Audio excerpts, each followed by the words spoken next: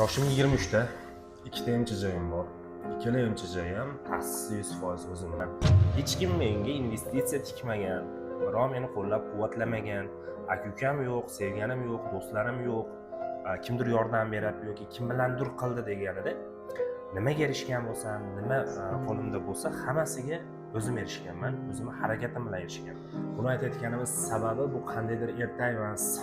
Meni yoshimda bu darajagacha erishish kimlar uchundir erta o'qishdek gap ekan. Buni Instagramdagi o'sha videodagi yozgan kommentimdan bildim.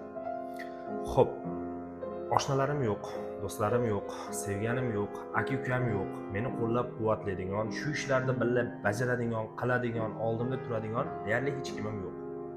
Yolg'iz o'zim shu yoshgacha, mana 23 yoshgacha ikkita MCJda, bitta MTTda bitta o'zim yurgizyapman.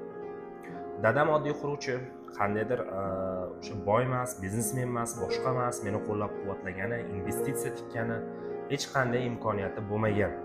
So'ragan mendan ham, men ham so'raganman, yordam so'raganman, qo'llab-quvvatlash so'raganman, lekin birov bermagan.